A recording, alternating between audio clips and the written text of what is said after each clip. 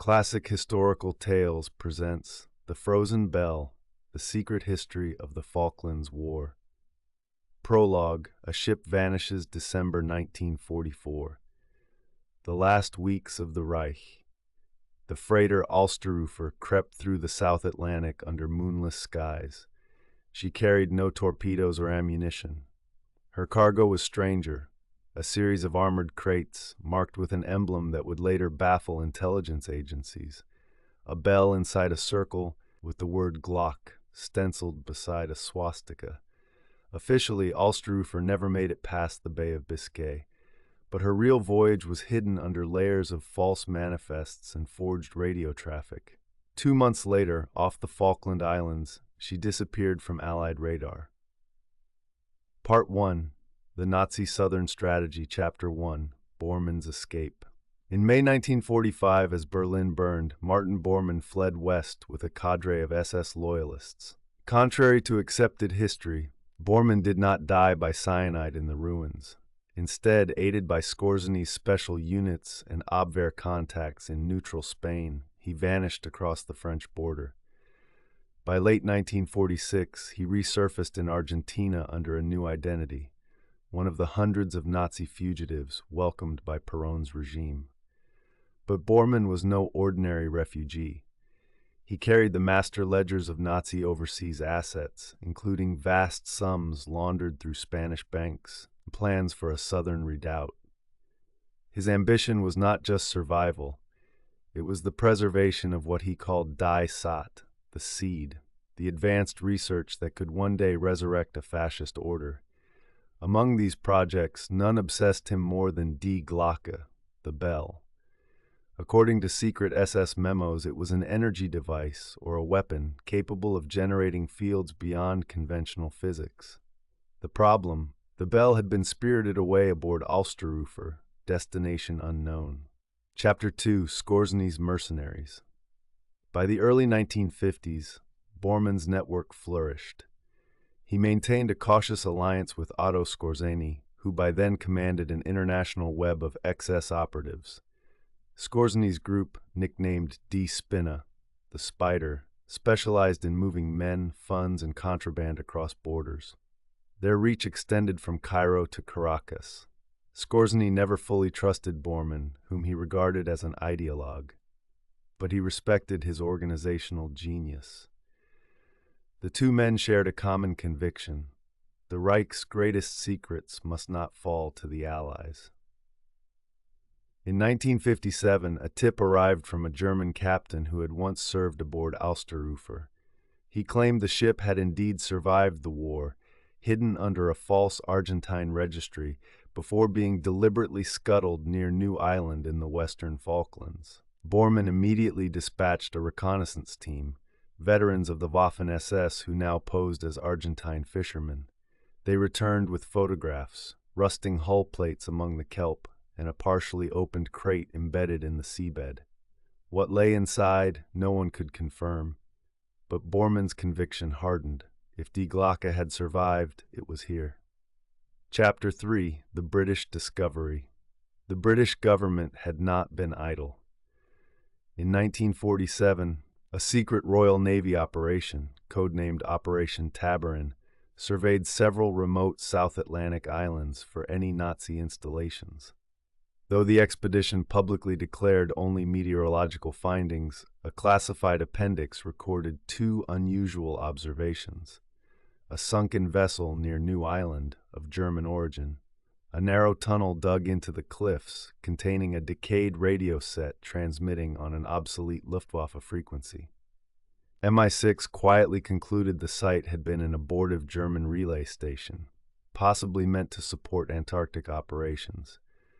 Lacking resources and political will, Clement Attlee's government ordered the records sealed.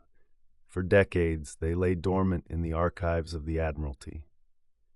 Part 2. The Passing of Titans, Chapter 4, Bormann's Decline. By the late 1960s, Bormann's health began to fail.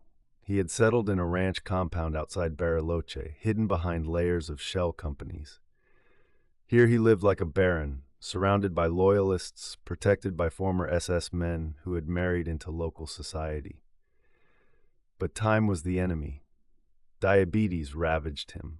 In 1971, he summoned Skorzeny for one final meeting. Eyewitnesses would later recall Bormann reclining in a wicker chair, the outline of an insulin syringe on the table beside him. "Otto," he rasped, "if I die before the bell is recovered, promise me it will not fall to the Allies. Promise me." Skorzeny nodded solemnly. Though he had grown cynical about the dream of a resurgent Reich, he respected the pact. 2 weeks later, Bormann was dead. His body was buried in a clandestine ceremony attended by fewer than a dozen men. Chapter 5: Skorzeny's Last Campaign. When Bormann passed, Skorzeny inherited responsibility for the South Atlantic outpost. Unlike Bormann, he was pragmatic. He saw the Falklands site as a bargaining chip, something he could one day trade to NATO or the Soviets. In 1973, Skorzeny dispatched a freighter under Panamanian flags, ostensibly carrying industrial equipment to Buenos Aires.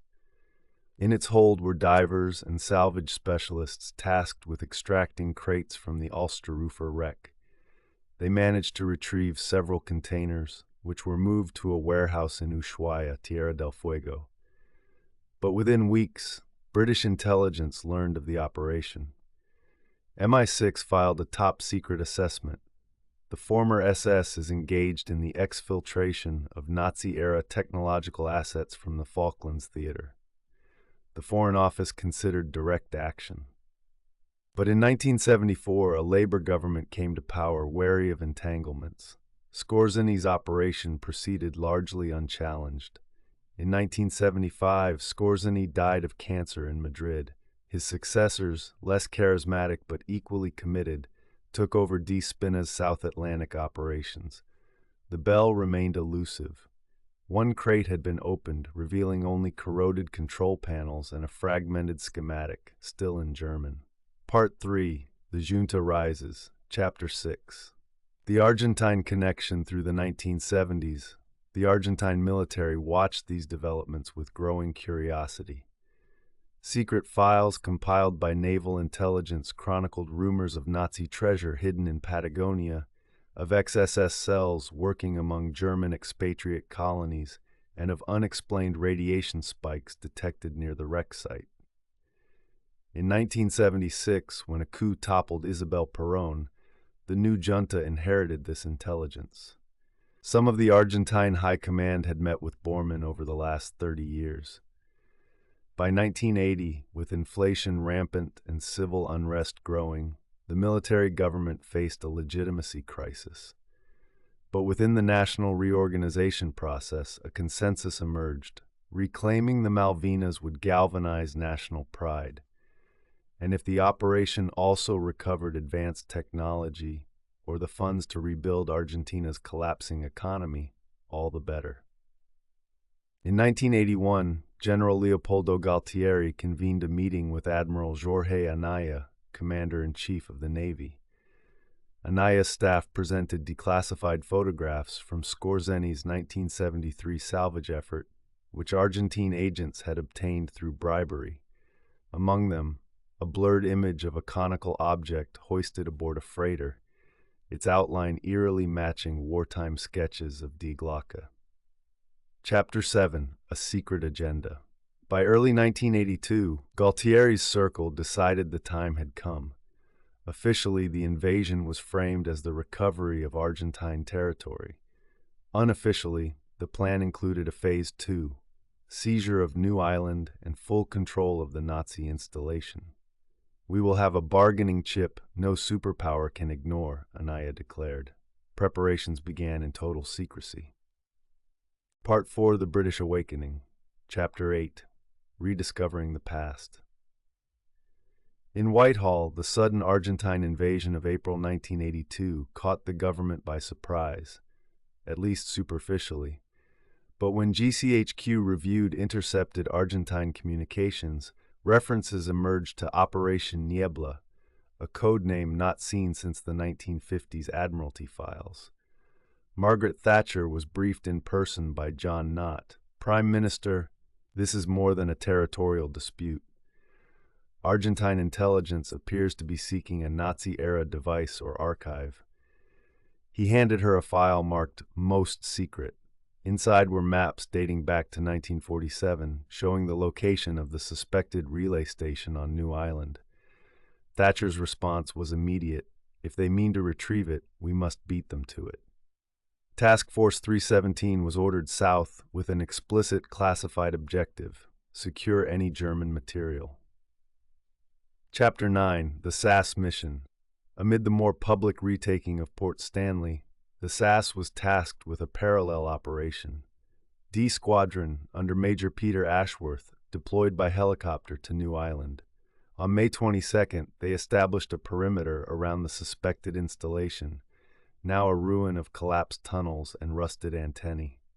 But radiation detectors recorded faint emissions, proof the bell, or something linked to it, had been here.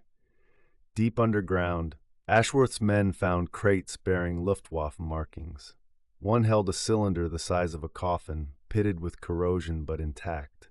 Inside, instruments of unknown function crowded the cavity. A radio message was sent to the carrier HMS Hermes. Primary objective located. Extraction in progress. Part 5, The Battle for the Bell, Chapter 10, The Argentine Countermove.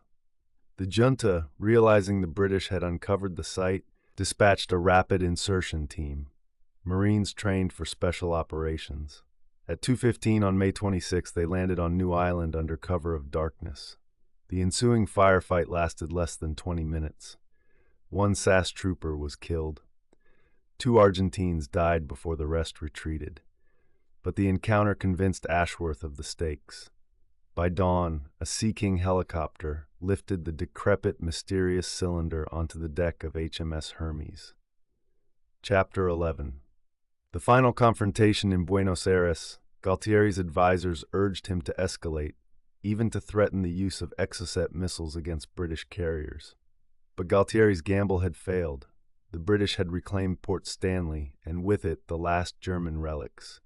He placed a final call to Admiral Anaya. We tried. History will judge us.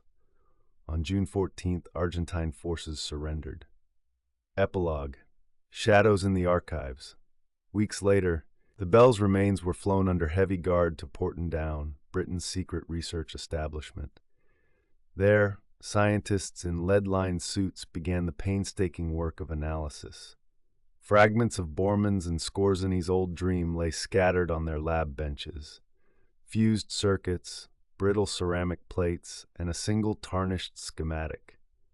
The declassified summary read, "Recovered apparatus conforms to wartime reports of Die Glocke. Operational status unknown. Further research classified." In Whitehall, Thatcher ordered the files sealed for 99 years. In Patagonia, the descendants of the XS network faded into civilian life. The dream of a Southern Reich dissolved at last into myth. 30 years later, a British expedition mapped New Island's seabed. They found vitrified rock fused by impossible heat. To this day, the question lingers: what did the British and Argentines truly fight for in 1982?